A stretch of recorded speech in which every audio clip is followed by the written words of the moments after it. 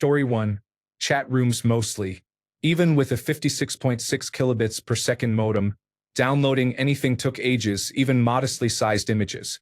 There was other content, but it seriously took several minutes per image to download, and you could end up waiting 30 to 40 minutes for an extremely low-resolution 30-second video clip.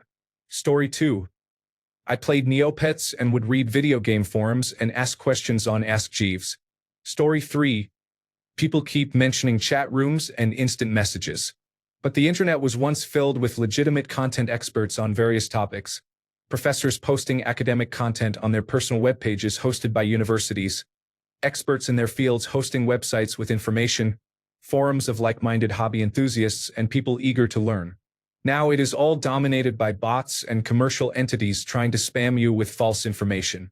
I miss the old days when you could learn so much from people who genuinely cared about their subjects, not just marketers and search engine optimization tactics. Even less reputable platforms like GeoCities were filled with many people publishing what they knew and linking to reputable content to learn more. Google's original PageRank algorithm was based on this concept and was very effective. Story 4. We all learned hypertext markup language and spent hours hand coding our own web pages on GeoCities. Welcome to my homepage with animated graphics and a MIDI file playing Take On Me by Aha. Story 5. Early internet, mid-1980s bulletin board system message boards. Downloaded books that were not easily available, such as The Anarchist Cookbook. Late 1990s internet had images. You could look up menus, which were just photos of physical menus, basic directions, limited ordering of items, usually done directly from the store's website, and adult content. There was nothing quite like waiting 5 minutes for an image to slowly appear, line by line. Story 6. Artificial intelligence model and typing class in school made me have superhero speed at typing stream of consciousness with pretty good accuracy. I still type like 100 to 120 words per minute. Home keys for the win. Story 7. Mostly we talked about random things in chat rooms, but also browsed various websites and looked up information. Before social media, it was common to type random queries into search engines and see the results.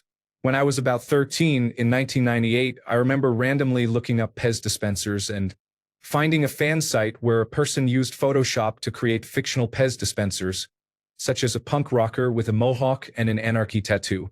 I discovered a lot of music that way, as well as obscure cheat codes for video games. I often printed out the cheat codes and shared them with friends at school. Story 8. Before 2001, there was Usenet downloading FreeBSD and Linux, IRC chat, FTP servers with all sorts of content if you knew where to look, and online Doom and Quake games. Story 9. Warcraft and StarCraft were the games I played. For versus 4 noobs only. We pirated songs on Napster, we mail-bombed people on America Online, and we had clan wars on Internet Relay Chat. Story 10. Napster was frustrating to be at 98% and then the phone rang. Message board 2 and creating my curriculum vitae. Looking at 3 kilobyte photos and being amazed at what a digital camera could do. Story 11. I mean, how far back do you want to go? Bulletin board systems, internet chat query, news groups, basic gaming with a friend via direct dial-up connection between each other. Not really the internet. One thing is for sure, people who really wanted to be online had to develop real skills beyond simply clicking a Wi-Fi connection. Story 12. There was this newfangled thing called electronic mail. Suddenly, we were able to contact people regularly. It was a game changer.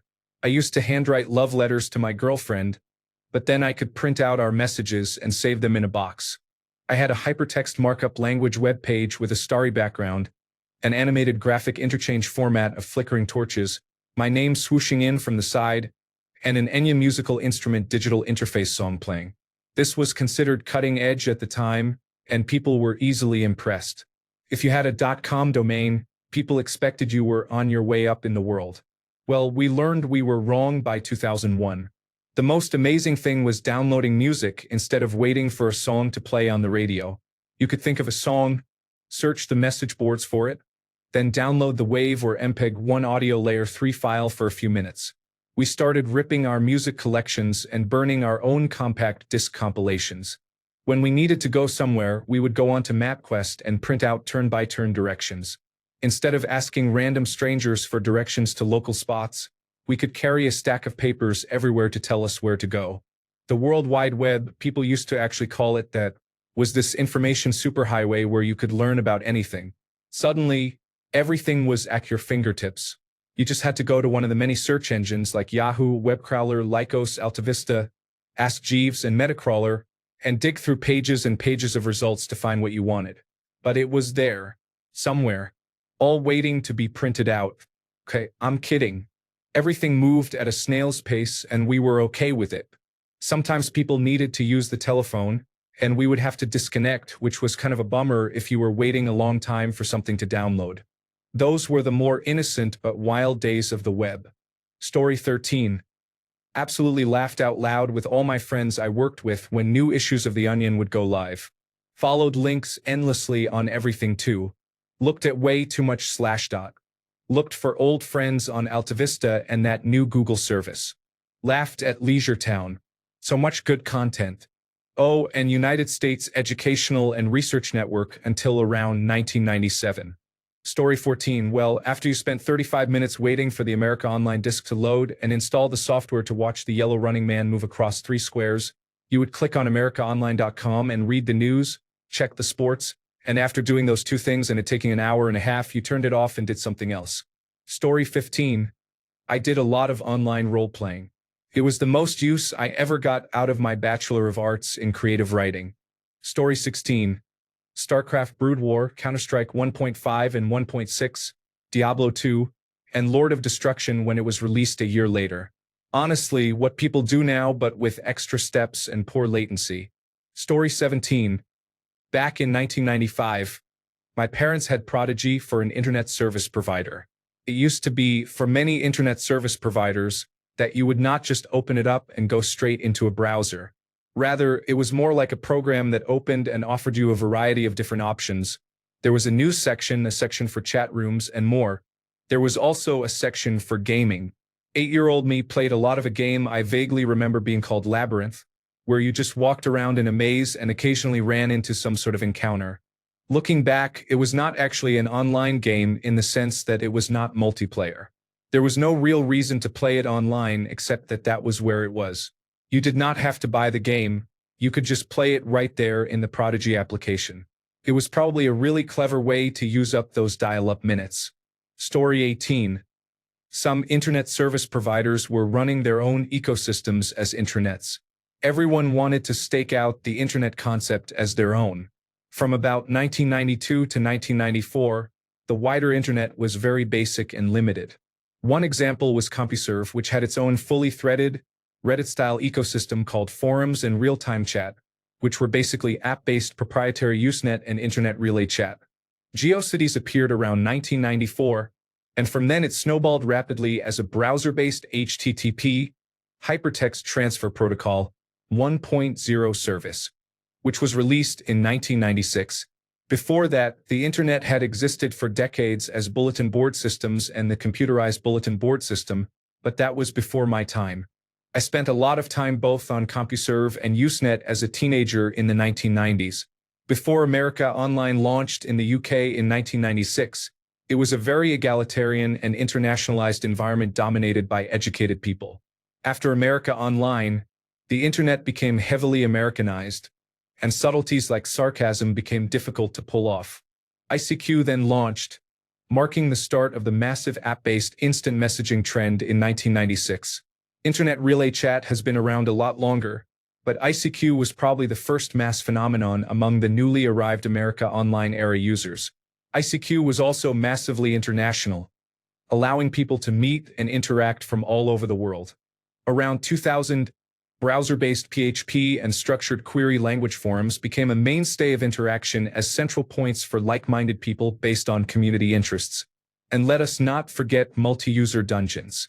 In the mid-1990s, you could log in to a Daiku or Merc multi-user dungeon and play along with thousands of others. World of Warcraft in walls of text. It was wonderful. I had a soft spot for Legends of Terrace myself. Story 19. Waited a really long time for photos of breasts to load. Story 20. The same things you do now except for video. Instead of Reddit, you had forums, Usenet, and Slashdot. Instead of social media, you had chat rooms and ICQ. People pirated music and software and everything else just like torrenting now, but slower. Instead of SoundCloud or Spotify, there was mp3.com. Massively multiplayer online games were already a thing. Playing shooters online was common, and frankly, online gaming has not changed that much in many ways. eBay was already a thing. Online shopping was just getting started, though. Frankly, the single biggest difference is the volume of people. The result is fewer norms, harder to moderate, and more disorder. The internet is less friendly, less polite, and in many ways, less intelligent than it was back then. Story 21. Mostly just chat rooms and forums, nothing like now. Felt slow, but you actually had fun exploring stuff. Story 22. Made web pages using hypertext markup language code. Story 23. I still have my America Online email address. I registered it in 1996. I used to use my dad's email before that, and he registered his America Online account in 1995. Before America Online, we had free dial-up internet from the county library starting in late 1994 or so. My dad took evening classes at the library about how to use the internet and what it could do. The library connection was obviously dial-up, but their service could not display pictures. All websites with images were converted to plain text, and every location of an image just displayed as image. Once I got my own account at age 9, I generally visited websites geared toward railroad enthusiasts. There were some message boards I followed, as well as some early photo sharing sites. As time went on, I became a huge fan of Flash video cartoons. In middle school, I became interested in aviation and flight simulators, and I discovered the endless world of free models and scenery for Microsoft Flight Simulator 98 on flightsim.com. When I wasn't spending time downloading content for Microsoft Flight Simulator 98, I spent a lot of late nights on board.com and amused.com. Amused had an interactive JavaScript program called GroupBoard, which was later hosted on groupboard.com. It was a rectangular easel space where you could draw anything you wanted with random strangers. Each board had a limit of about 15 to 20 people. There was a chat box along with various drawing tools. I learned how to draw cartoons using the mouse quite well there. Yes, age, sex, location was definitely a thing, and most of us were, or claimed to be, between 12 and 20. You always knew someone professional with a digital tablet was using it when some beautiful artwork was left for others, only to have someone erase it to make a crude stick figure. We had dial-up internet at home until at least 2003. Then we switched to a digital subscriber line modem. As I got into high school, my attention shifted more to chat rooms, America Online Instant Messenger, and watching videos. One of the first and most questionable video websites was Consumption Junction, which is now just an adult video site. The old site, however, was a mix of user-created content, uploads of TV shows, some nudity and adult content, and what we would now call memes. On September 11, 2001, I downloaded every image and video clip I could find uploaded there. I still have them saved somewhere in glorious low quality. I also joined MySpace and a chat and picture rating site called BuddyPic. I did not rate very well. MySpace was also how my parents found out I was lesbian, gay, bisexual, or transgender because they watched a news story about how to check up on your kids by making a fake MySpace account and looking at their content if their profile is open. That was an uneasy discussion to have. Ever since, I've kept my social media accounts locked down and am one of the few people who is not friends with their parents on Facebook. Speaking of Facebook, this past June marked my 20th anniversary on the platform. Next year is 20 years on YouTube for me. I've also been on eBay for 23 years, and I think Amazon has also been 22 or 23 years as well. The first thing I bought from Amazon was a copy of a book I needed for high school. The internet was far better before Facebook. The original concept was great, but once it became a monetization engine, everything went downhill. Story 24. Winamp Media Player for Music, 3 floppy disks for 3 minutes of content. Story 25. Neopets. Slingo. Chat rooms. AOL Instant Messenger. Also Cheat Code Central for PlayStation 1 and Nintendo 64 games. Story 26. Yahoo used to have a curated list of links on their front page, similar to what Reddit was in the past. I used Hotline to browse for software. Internet Relay Chat. FARC. Penny Arcade. Story 27. There was a Simpsons wiki that allowed you to learn all you ever wanted to know about every episode of The Simpsons, as well as all the characters. There were adult sites that could give you free viruses just for entering. You could also get unlimited pop-up ads on your screen. Close one window and three more would take its place. Also, most adult content was pictures, not video, as video would take hours to download and likely be a virus that would force you to factory reset your computer if you had no backup. Ask Jeeves would answer all your questions and help you find the knowledge you seek. Let's not get started on tape trading for live music. We had news groups that were like the precursors to Reddit and other online forums. Also, there were smaller forums that were precursors to Reddit. Of course, there was America Online Chat. Harmony Central had guitar tabs to all our favorite songs. There were also websites dedicated to the collection of feature film screenplays. The South Park website streamed episodes for free for a while, with no login needed. Winamp was an excellent media player as well. Story 28. I learned how to code websites in 1995 and set up my own domain hosting server in service.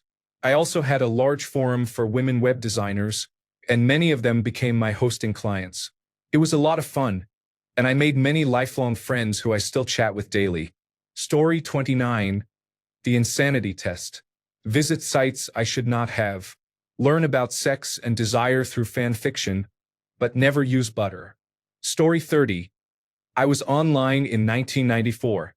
The guitarist in my band owned a bulletin board system back then and gave me unlimited credits. They charged by the minute. I remember being in a private chat with someone in Kentucky and thinking this was so incredible. Story 31. For some strange reason, I still remember my internet chat query number, 316292224. Story 32. We were more social than children these days. Every evening, we all used to gather at our regular spot, talk about what was going on around us, and also had more get-togethers than people today have. Story 33. The early internet was nothing like today. It was not just chat rooms. It was pages where colleges had papers uploaded, and the content, while slow, was ad-free. I worked for a software company back in 1997. We spent around $10 million converting our DOS software to Windows. It took forever, involved many people, and the application was complicated by 1996 standards. After 2.5 years of development, we were done except for the help functionality. The owner of the company took all of us out to Lake Texoma for a launch party. For busloads of employees. When we rolled out at his country club, it was like the caddies taking over the pool in Caddyshack. The next Tuesday at the office, he called the developers into a meeting. He said he was going to scrap the program because the internet was the wave of the future.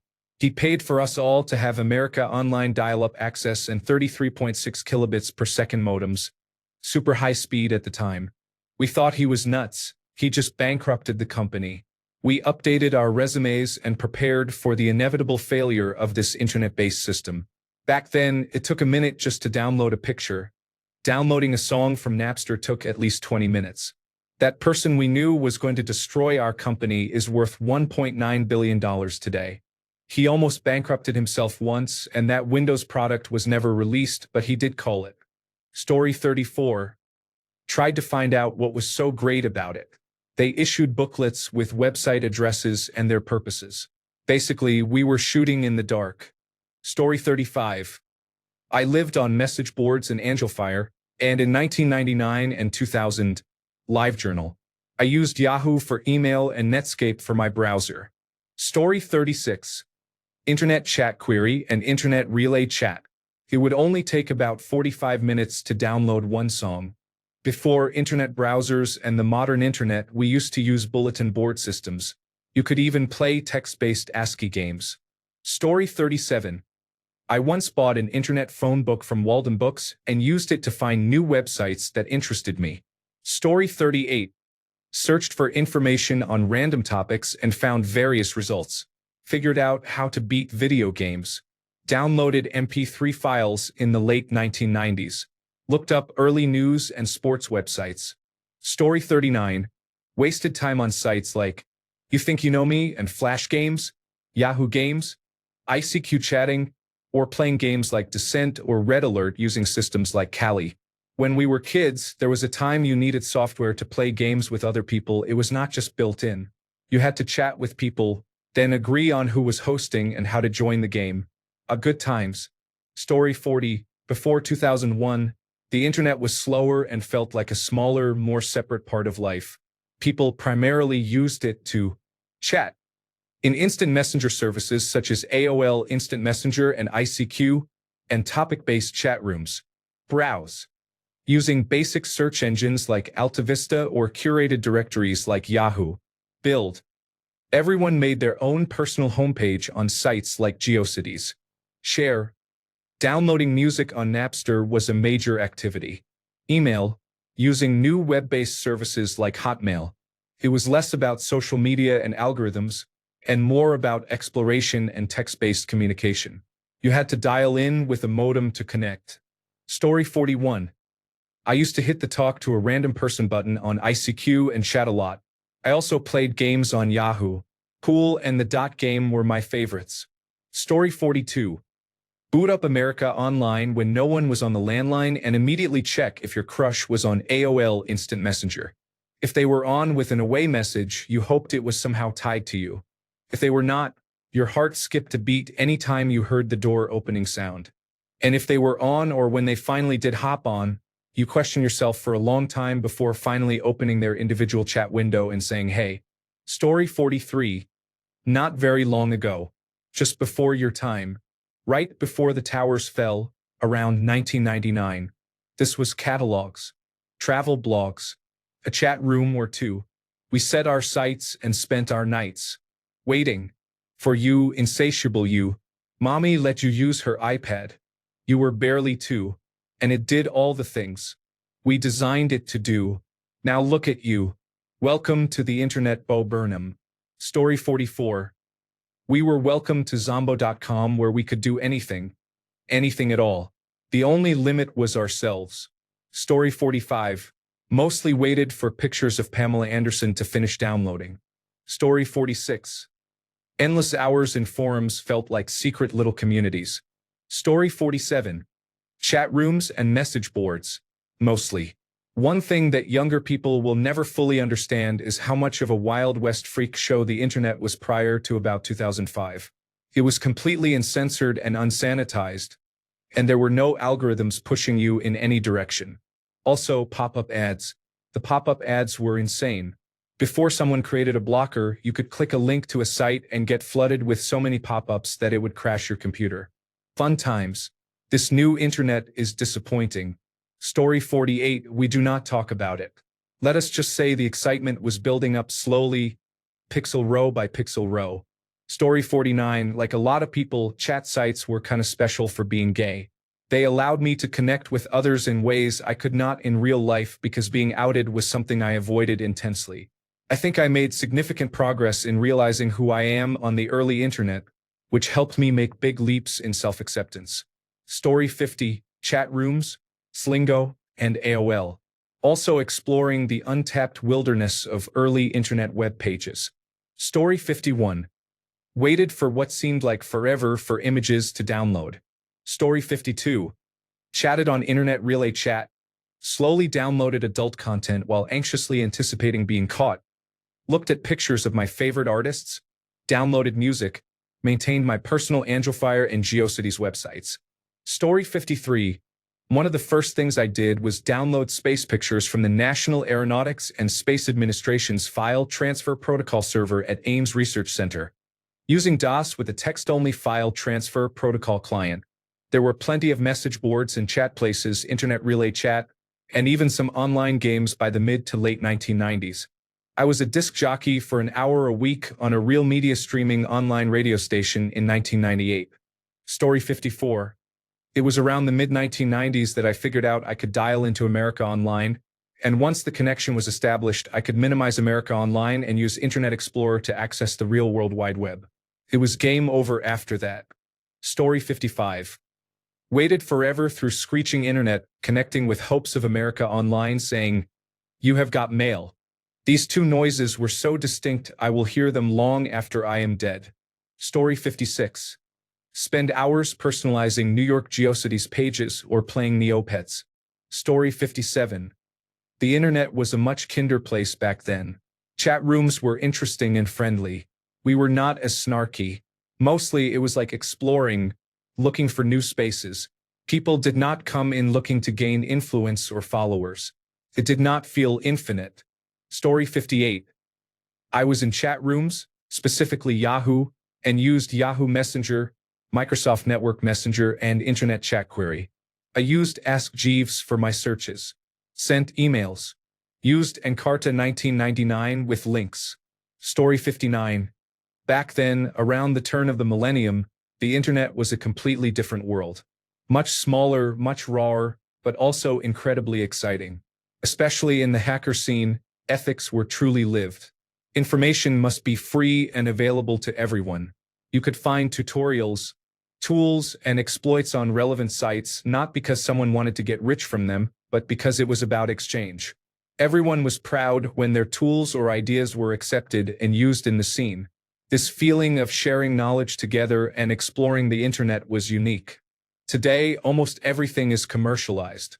Hardly any project exists without a price tag attached to it. Of course, technology has advanced, but this original spirit and feeling of freedom has unfortunately been largely lost. Story 60. Forums, internet relay chat, internet chat query, Usenet, puzzle games that would run in a browser. Story 61. In the early 1990s, email was an amazing innovation. My father was in the Navy and was stationed in Antarctica 6 months a year for nearly a decade. We only spoke on the phone once or twice a month, but I was never awake because he would call around 3 a.m. My mother used to cat sit for one of his co-workers who was also stationed in Antarctica, and she had a computer. We would visit her to send emails to my father and check if he had replied a few times a week. After about 4 years, around 1994, my mother got her own computer so we could communicate with him directly. Story 62. Internet relay chat, internet chat query, other chat rooms, pretending to be older than I am, Age of Empires and StarCraft multiplayer, MIDI downloads, poor quality street maps, and very slow loading pictures. Story 63. Use AltaVista and explore the many personal websites that are now difficult to find due to biased algorithms. Story 64. Shocked to not see this answer yet, but I was downloading songs on LimeWire and burning CDs in the late 1990s. Story 65. Played on multi-user dungeons and multi-user shared hallucinations, chatted, and read on bulletin board system forums. Spent 30 minutes downloading a picture or 4 hours downloading a song in WAV format and hoped nobody picked up the phone in the middle of it, which ruined the download and made you start over. Story 66. In 1994, it was for emails and newsgroups. In 1997, the web really took off and had the first pirate file transfer protocol listed from Internet Relay Chat. In 1999, I was designing websites and hosting a few on my own. Now, in 2025, it is mostly used to watch adult content and talk to strangers. Story 67. We waited 15 minutes to connect to the internet to print directions from MapQuest. Story 68. Chat rooms like Yahoo Chat, ICQ, and AOL were popular. People played EverQuest and learned HTML code. Story 69. Found my husband in a chat room. I couldn't tell most of my family because I would never hear the end of it. We just celebrated our 22nd wedding anniversary. Story 70. It is hard to overstate how decentralized the internet was in the early 2000s. Now the internet is basically 3 to 4 social media platforms, Google and YouTube. These are the sites everything flows into or flows from. But back in the day, the internet was scattered and uncurated. Dozens of search engines existed, and there was no social media to flatten the experience into something fundamentally similar for all, differing only in what content the algorithm decided to feed you. This may sound unimpressive, but there was almost an explorer's quality to it. In the same way you might show someone your favorite book or movie, you would show them a cool website. Thanks a bunch for sticking around till the end of the video. Remember to subscribe, and until next time, stay awesome and goodbye.